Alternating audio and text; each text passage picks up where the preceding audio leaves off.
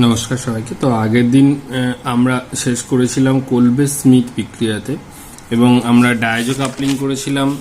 তার আগে এই যে কাপলিং বিক্রিয়া করেছিলাম, কোলবে স্মিথ বিক্রিয়া করেছিলাম, সালফোনেশন করেছিলাম, ফেরিল ক্র্যাফটস বিক্রিয়া করেছিলাম, নাইট্রেশন, এই যে বিক্রিয়াগুলো আগের দিন করেছিলাম। তো চলো আমরা এর পর থেকে শুরু করি। নেক্সট বিক্রিয়া হচ্ছে রাইমার টিম্যান বিক্রিয়া। তাহলে হেডিং করো রাইমার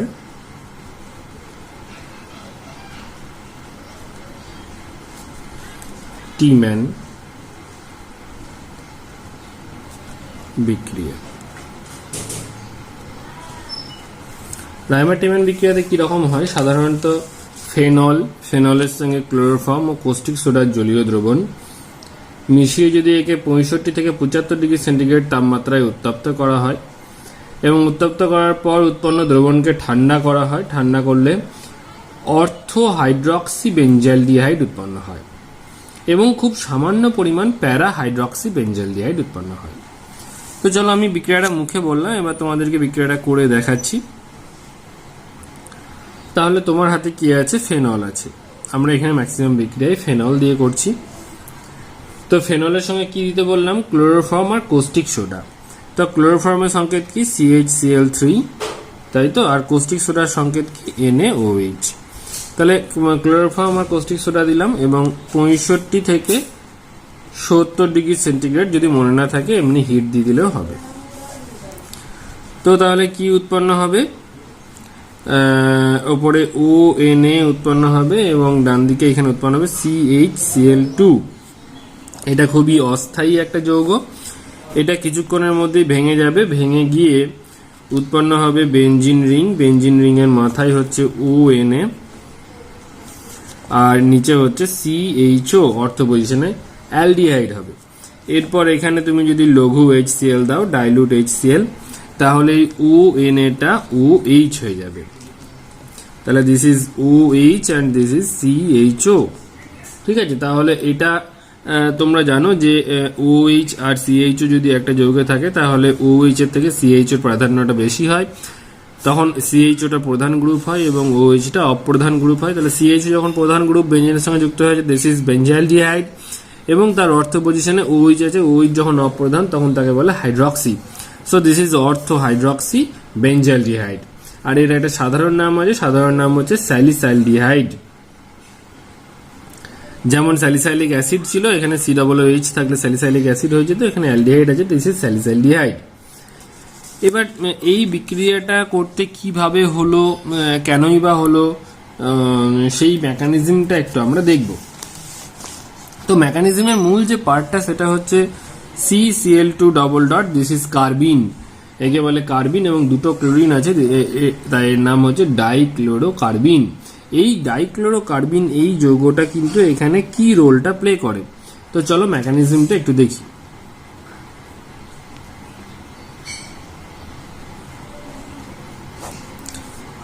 তো মেকানিজমে স্টেপ 1, প্রথম ধাপে কি হয়? এখানে কোস্টিক সোডা নিয়েছিলাম, that is NaOH, sodium hydroxide থেকে OH মাইনাস তুমি খুব সহজেই পেয়ে যাবে, OH মাইনাস প্লাস এখানে ক্লোরোফর্ম নিয়েছিলাম CHCl3। CHCl3টাকে তুমি একটু ভেঙে লিখতে পারো, দ্যাট ইজ HCCl3। এখানে O মাইনাস থেকে ইলেকট্রনটা হাইড্রোজেনকে ধরবে এবং এই সিগমা বন্ডের ইলেকট্রনটা কার্বনের উপরে শিফট হবে এবং এটা একটা রিভার্সিবল বিক্রিয়া।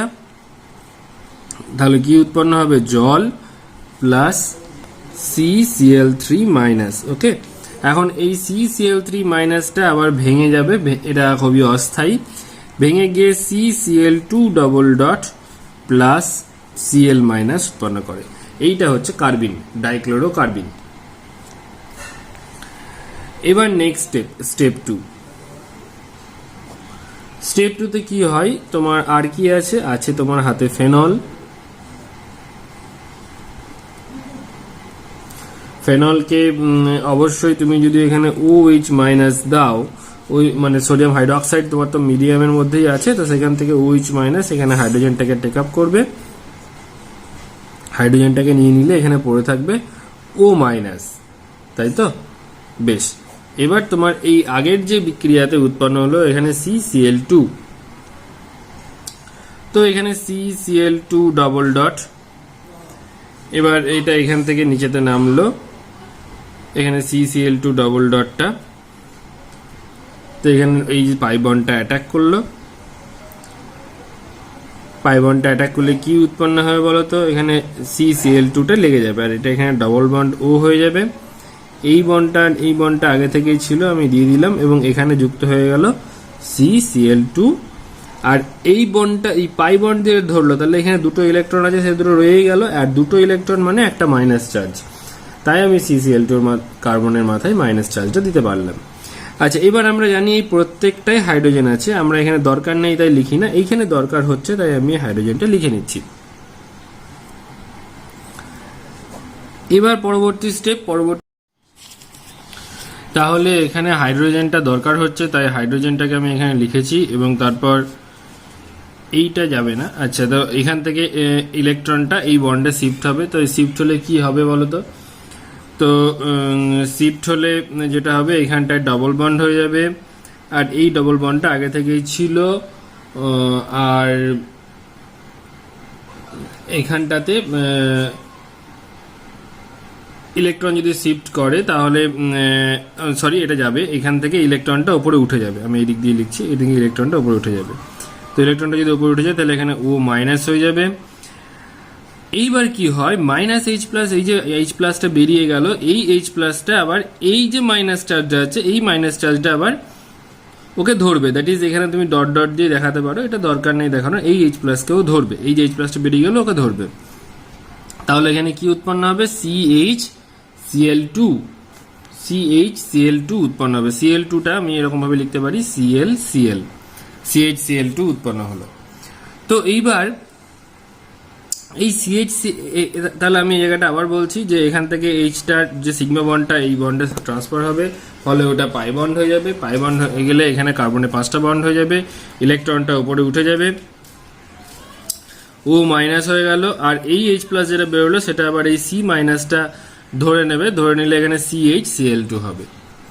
তোমার রিয়াকশন মিডিয়ামে কি আছে, রিয়াকশন মিডিয়ামে আছে OH মাইনাস, এই OH মাইনাস গিয়ে এখানে ব্যাক সাইড অ্যাটাক করবে, ব্যাক সাইড অ্যাটাক করলে এখান থেকে ক্লোরিনটা বেরিয়ে যাবে, ব্যাক সাইড অ্যাটাক করলে ক্লোরিন বেরিয়ে গেল, ক্লোরিন বেরিয়ে গেলে একটা ক্লোরিন বেরিয়ে গেল, তাহলে কি থাকলো পরে একটুখানি আমরা দেখি, O মাইনাস।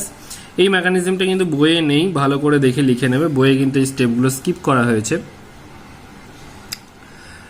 তো এবার এখান থেকে কি উৎপন্ন হবে, CH, এবার একটা Cl পড়ে থাকলো, ওই একটা Clকে আমি উপর দিকে লিখলাম, সিঙ্গেল বন্ড OH, ঠিক আছে, তাহলে এই OHটা গিয়ে এই কার্বনের সঙ্গে যুক্ত হয়ে গেল, ক্লিয়ার। এইবার কি হবে,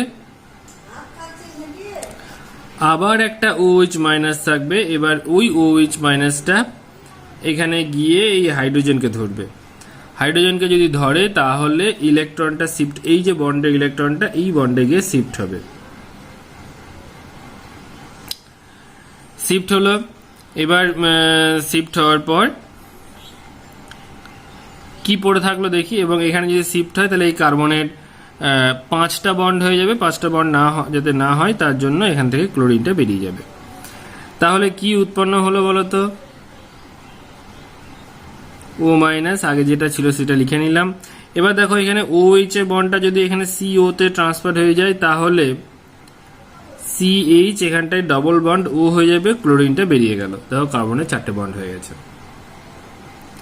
দ্যাট ইজ এইবার তুমি এখানে H3O প্লাস দাও, H3O plus acid, H3O plus দিলে কি হবে না, এখানে O মাইনাসটা OH হয়ে যাবে, আর এখানটা CH ডবল বন্ড ও কে আমি লিখতে পারি CHO, তাই না, অ্যালডিহাইড। তাহলে কি উৎপন্ন হলো গো, এটা অর্থো হাইড্রক্সি বেঞ্জালডিহাইড উৎপন্ন হলো না, বা স্যালিসাইলিক, যেটা স্যালিসাইলডিহাইড যেটা হচ্ছিল। তাহলে তোমার এখানে রিয়াকশনটা আরেকবার দেখে নাও, রাইমাটিমান কি হয়েছিল, ফেনল OH ছিল, এখান থেকে ফাইনাল প্রোডাক্ট কি হয়েছিল, OH আর CHO। তুমি এখানে দেখে নাও স্টেপ 1 যেটা হলো কার্বিন তৈরি হলো, তারপরে কার্বিনকে এখানে বেঞ্জিন রিং থেকে অ্যাটাক করা হলো, হাইড্রোজেনটা শিফট হলো, হাইড্রোজেন থেকে ইলেকট্রন শিফট হলো, ও মাইনাস হয়ে গেল, এই এইচটা আবার সি এর সঙ্গে যুক্ত হয়ে CH আর হলো উৎপন্ন হলো, ওএইচটা ব্যাক সাইড অ্যাটাক করলো, SN2 বিক্রিয়া, ক্লোরিন বেরিয়ে গেল। আবার একটা OH এসে হাইড্রোজেনকে ধরলো, অক্সিজেনের এই CO বন্ডে ইলেকট্রন শিফট হলো, ক্লোরিন আরেকটা যেটা ছিল সেটাও বেরিয়ে গেল, উৎপন্ন হলো CHO। তারপর H3O প্লাস দিলাম, তাহলে এখানে OH হয়ে গেল, আর CHO দ্যাট ইজ স্যালিসাইলডিহাইড বা অর্থো হাইড্রক্সি বেঞ্জালডিহাইড উৎপন্ন হলো। তো এই হচ্ছে রাইমার-টিমান বিক্রিয়ার মেকানিজম। তো এইভাবে রাইমার-টিমান বিক্রিয়া হয়, এবং রাইমার-টিমান বিক্রিয়াতে এই যে অর্থ প্রোডাক্ট যেটা আমি দেখালাম, এর সঙ্গে প্যারা প্রোডাক্টও একটা উৎপন্ন হয়। তো প্যারা প্রোডাক্টের মেকানিজমটা দেখাচ্ছি না, তোমাদের বইয়েও নেই, কারণ হচ্ছে এটাও খুবই কম পরিমাণে হয়। তাহলে রাইমার-টিমান বিক্রিয়াটা এই পর্যন্তই। এবার চলে যাই আমরা পরবর্তী বিক্রিয়া। পরবর্তী বিক্রিয়া হচ্ছে গাটারম্যান বিক্রিয়া, GATERMANN,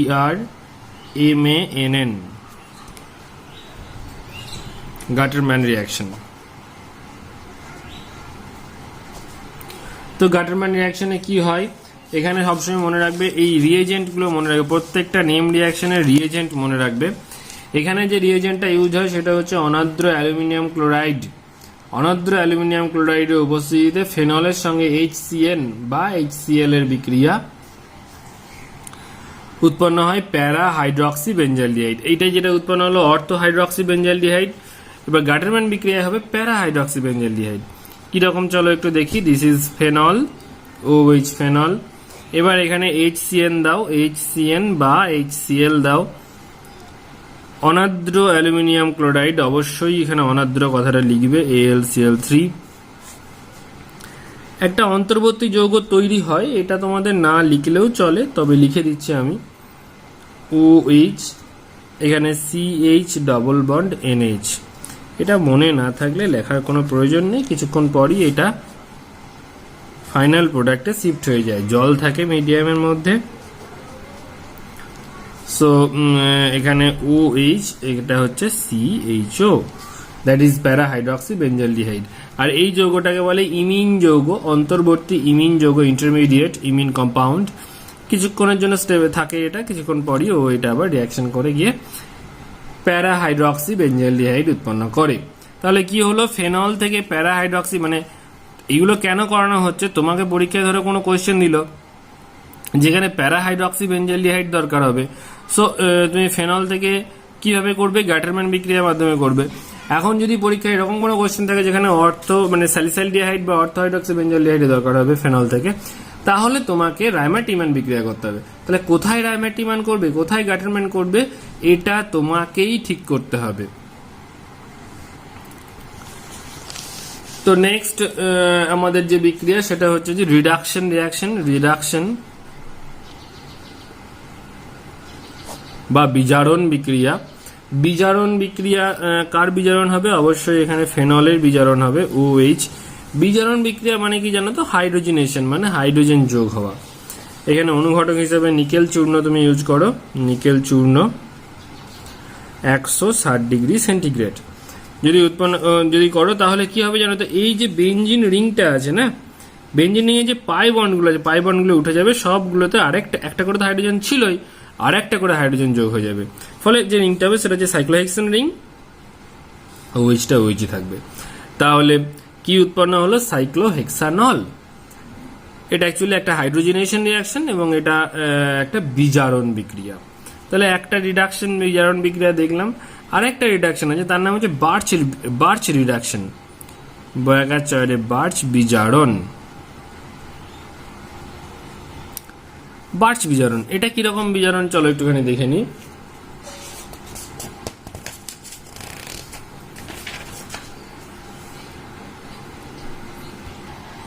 বার্চ রিডাকশনে কি হয় না, ফেনল থাকে তোমার, ফেনলের সঙ্গেই বিক্রিয়া হবে, অবশ্যই এখানে বেশি সব বিক্রিয়াই ফেনলের সঙ্গেই হচ্ছে। এখানে দিতে হবে সোডিয়াম অনুঘটক থাকবে, আর এখানে থাকবে তরল লিকুইড অ্যামোনিয়া, সোডিয়াম আর liquid ammonia. Sodium liquid ammonia দিলে কি হবে,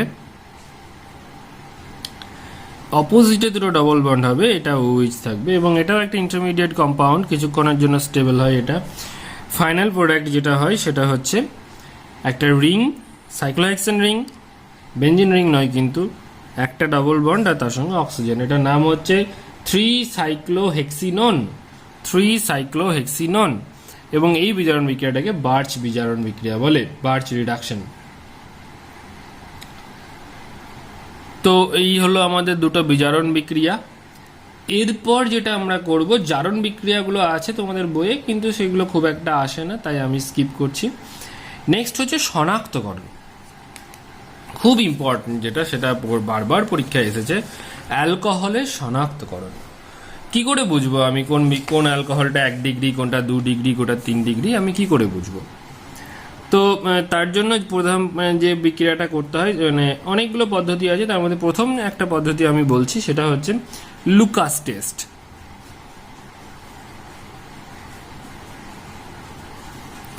লুকাস পরীক্ষা।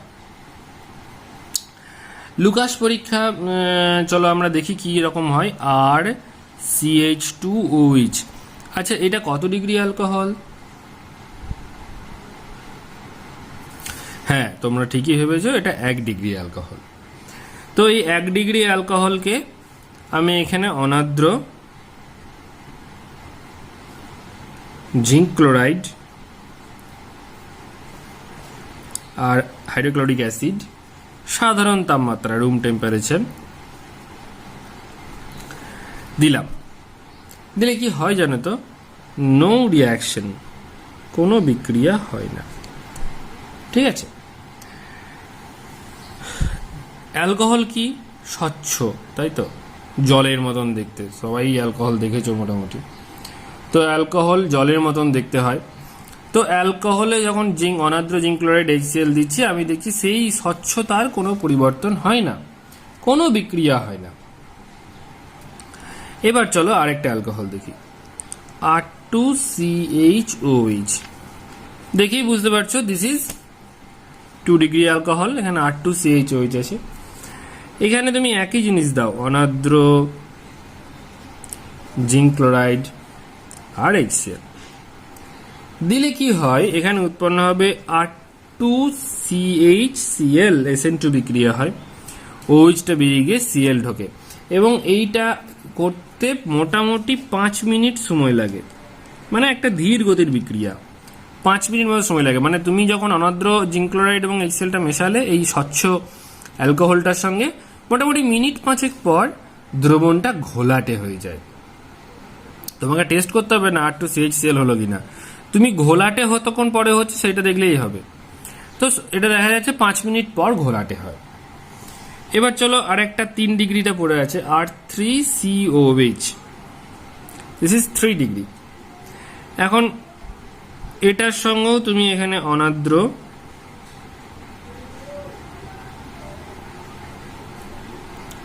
জিঙ্ক ক্লোরাইড আর HCl দাও, দিলে উৎপন্ন হবে এখানে R3CCl, এবং এটা হচ্ছে ইন নো টাইম, মানে তৎক্ষণাৎ দ্রবণটা ঘোলাটে হয়ে যায়। তাহলে তোমাকে কি উৎপন্ন হচ্ছে তোমাকে টেস্ট করার কোনো প্রয়োজন নেই। তুমি দেখছো স্বচ্ছ অ্যালকোহল আছে 1 ডিগ্রি, 2 ডিগ্রি, 3 ডিগ্রি। যে অ্যালকোহলটা ঘোলাটে হলো না সেটা হচ্ছে 1 ডিগ্রি অ্যালকোহল, যে অ্যালকোহলটা 5 মিনিট পর ঘোলাটে হলো সেটা 2 ডিগ্রি অ্যালকোহল, আর যেটা তোমার সঙ্গে সঙ্গে ঘোলাটে হয়ে গেল সেটা 3 ডিগ্রি অ্যালকোহল। এইভাবে তুমি খুব সহজেই 1 ডিগ্রি, 2 ডিগ্রি এবং 3 ডিগ্রি অ্যালকোহলের মধ্যে পার্থক্য করতে পারো বা এদেরকে শনাক্ত করতে পারো।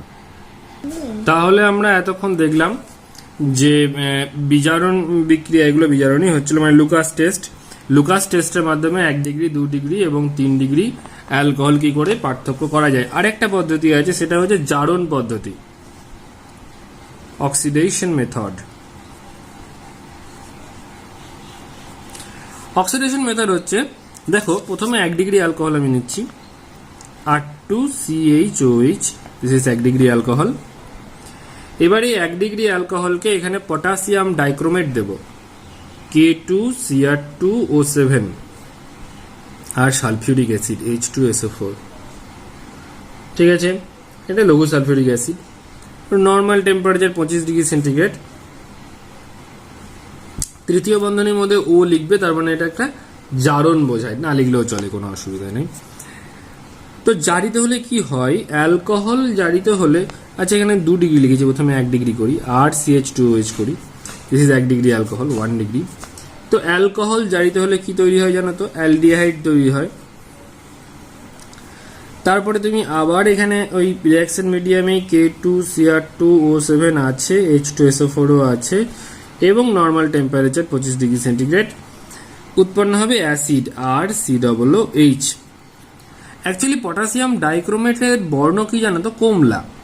ঠিক আছে, এবার যখন পটাশিয়াম ডাইক্রোমেট এই যে স্বচ্ছ অ্যালকোহলের মধ্যে গোলা হচ্ছে, পুরো দ্রবণটাই হয়ে যায় কমলা। ক্লিয়ার? এবার এই কমলা দ্রবণে তুমি যখন বিক্রিয়াটা হচ্ছে, তখন তুমি কিছুক্ষণ পর দেখবে কি কমলা কালারটা আস্তে আস্তে ফেড হচ্ছে, এবং তারপরে সেটা আস্তে আস্তে নীলাভ সবুজের দিকে টার্ন নিচ্ছে। অর্থাৎ কার্বক্সিলিক অ্যাসিড যখন উৎপন্ন হবে, তখন দ্রবণে বর্ণ হয়ে যাবে নীলাভ সবুজ।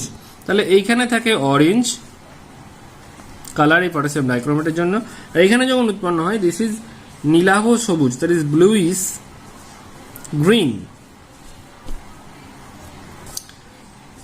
ব্লুইশ গ্রিন, তাহলে নীলাভ সবুজ হয়ে গেল। তো এইভাবে তুমি বুঝতে পারবে যে এটা 1 ডিগ্রি অ্যালকোহল আছে। এবার 2 ডিগ্রি অ্যালকোহল দেখি, that is R2CHOH, 2 degree alcohol, এবং এখানে K2Cr2O7 দাও, H2SO4 দাও, নর্মাল টেম্পারেচার 25 ডিগ্রি সেন্টিগ্রেড, উৎপন্ন হবে RC⋯R, this is ketone. 2 degree অ্যালকোহলকে জারণ করলে কিটোন উৎপন্ন হয়, এবং এখানেও দেখা যায় কি যে এই কমলা বর্ণ থেকে নীলাভ সবুজ হয়ে যাচ্ছে দ্রবণের বর্ণটা।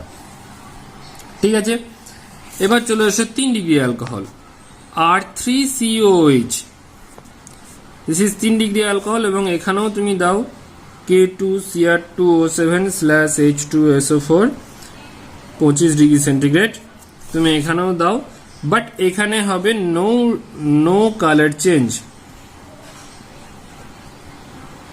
দ্যাট ইজ নো রিয়াকশন, এখানে কোনো বিক্রিয়া হয় না, তাই দ্রবণের বর্ণ কমলাই হয়ে থাকে। তাহলে এখানে একটা তোমাদের অসুবিধা হবে, সেটা হচ্ছে 1 ডিগ্রি আর 2 ডিগ্রির মধ্যে পার্থক্যটা করা যাচ্ছে না, কিন্তু 1 ডিগ্রি 2 ডিগ্রির সঙ্গে 3 ডিগ্রি পার্থক্য করা যাচ্ছে, কারণ দুটোর ক্ষেত্রেই অরেঞ্জ কালার থেকে ওই ব্লুইশ গ্রিন হয়ে যাচ্ছে, বাট 3 ডিগ্রির ক্ষেত্রে কালারে কোনো চেঞ্জ হচ্ছে না।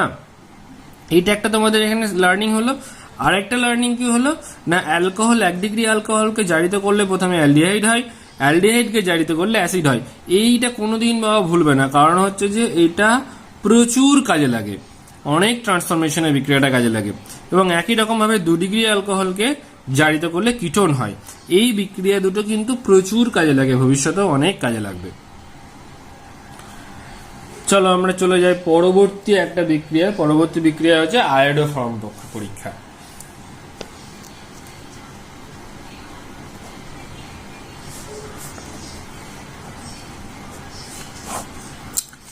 Iodoform test.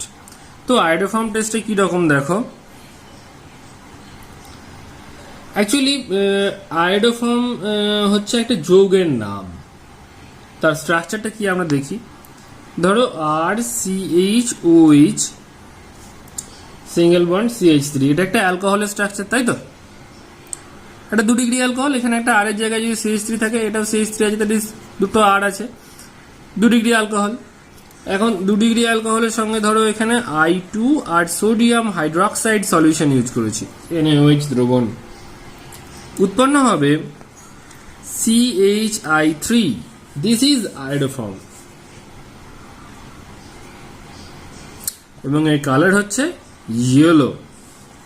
এটা প্রেসিপিটেট পড়ে, হ্যাঁ, পদক্ষেপ পড়ে, প্লাস RCOONA, এটা যা হচ্ছে আমার মেন কালারেশন দেখবো আমি ইয়েলো কালারের একটা পদক্ষেপ পড়েছে, তার মানে এটা অ্যালকোহল। ঠিক আছে, এবং এটা অ্যালকোহলের সঙ্গেই এই আয়োডোফর্ম বিক্রিয়াটা সাড়া দেয়, আয়োডিন এবং সোডিয়াম আয়োডোফর্ম বিক্রিয়াটা করে। এবং একটা জিনিস তোমাদের এখানে বলে দিই, যে কোন গ্রুপটা থাকলে সব অ্যালকোহল সবসময় কিন্তু এই বিক্রিয়াটা করে না। আবার এই যে গ্রুপটা আছে CH3CHOH, এই গ্রুপটা কিন্তু থাকলে তবেই তোমার এই আয়োডোফর্ম বিক্রিয়াটা হবে। এর একটা ব্যতিক্রম আছে, যেটা হচ্ছে যে ব্যতিক্রম ঠিক না, এখানে আর গ্রুপটার জায়গায় যদি এইচ লিখে দিই, আর এর জায়গায় মানে আর সমান যদি এইচ হয়, তাহলে এটা কি হবে বলো তো? CH2 হয়ে যাবে না? এখানে আর সমান এইচ হলে এটা CH2 হয়ে যাবে। তাহলে স্ট্রাকচার কি হবে? CH3, তারপরে এটা CH2, তারপরে OH, that is ethyl alcohol, ethanol. ইথানলই একমাত্র অ্যালকোহল যেটা মানে 1 ডিগ্রি অ্যালকোহল, অবশ্যই প্রাইমারি অ্যালকোহল, যেটা আয়োডোফর্ম বিক্রিয়ায় সাড়া দেয়। পৃথিবীতে আর কোনো প্রাইমারি অ্যালকোহল আয়োডোফর্ম বিক্রিয়ায় সাড়া দেয় না। এটা বহুবার শর্ট কোশ্চেনে এসেছে। তো এবার এই আয়োডোফর্ম বিক্রিয়া, আয়োডোফর্মে দেখো এখানে আর এর জায়গায় যদি তুমি হোয়াট এভার যাই লাগাও না কেন, সেটা 2 ডিগ্রি হয়ে যাবে। একমাত্র হাইড্রোজেন লাগালে তবেই সেটা 1 ডিগ্রি হবে। এবং ইথানল হচ্ছে বা ইথাইল অ্যালকোহল একমাত্র অ্যালকোহল যেটা আয়োডোফর্ম বিক্রিয়ায় সাড়া দেয়। ঠিক আছে, তো বিক্রিয়াগুলো মোটামুটি এতদূর পর্যন্ত পড়ালাম। এবার আমরা চলে যাচ্ছি রূপান্তরে, ট্রান্সফরমেশনে। আচ্ছা, তো ব্যাপারটা হচ্ছে যে ট্রান্সফরমেশন,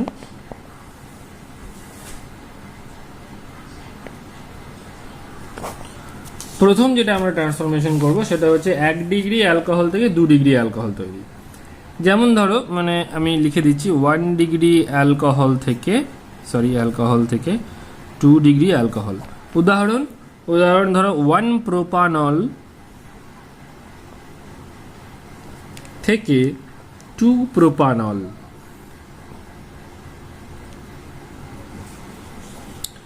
এইরকম বলে দেবে, 2 নাম্বার দেবে তোমাকে, রূপান্তর করে দেখাও।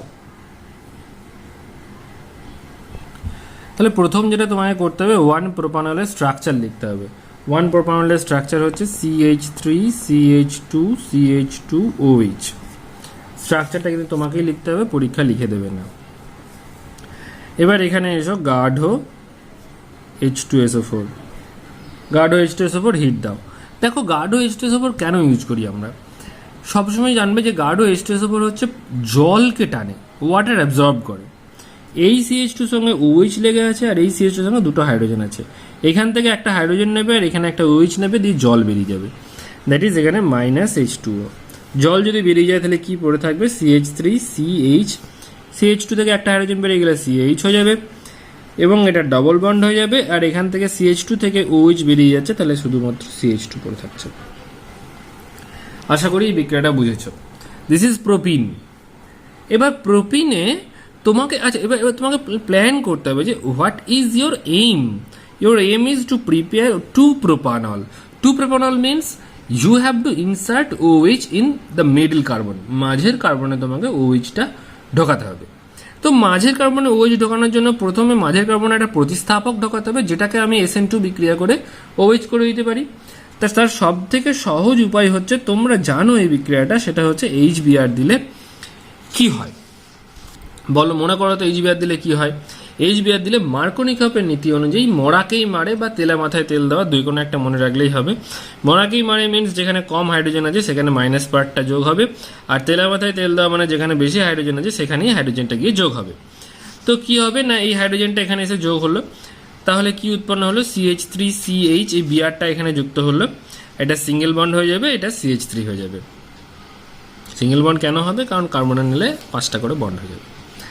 আচ্ছা, তো এইবার এইটা উৎপন্ন হয়ে গেল। এবার এখানে সিম্পল SN2 করো।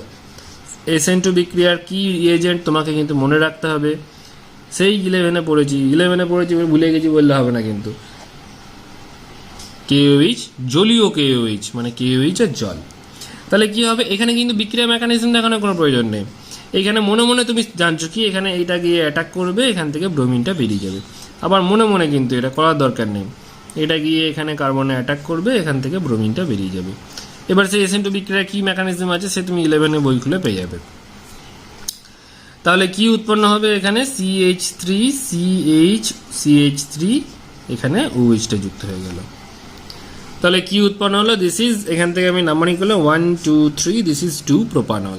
তাহলে ছিল আমার 1 প্রোপানল, সেখানে প্রথমে সালফারিক অ্যাসিড দিলাম, ডিহাইড্রেশন হলো, মানে এখান থেকে জল বেরিয়ে গেল, জল বেরিয়ে গেলে এখানে প্রোপিন তৈরি হলো, তারপরে HBr দিলাম, মার্কনিকফের নীতি অনুযায়ী মাঝখানে ব্রোমিন ঢুকলো, তারপরে ওখানে আমি SN2 বিক্রিয়া করলাম, SN2 না লিখলেও হয়, SN2 বিক্রিয়া করলাম, এখানে OH হয়ে গেল। ক্লিয়ার?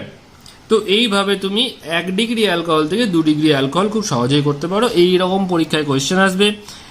এবার বুঝতে পারছো কেন SN2 বিক্রিয়া আমি পড়েছিলাম 11-এ, কারণ আজকে কাজে লাগছে। কেন মার্কনিকপের নীতি আমি পড়েছিলাম, আজকে কাজে লাগছে।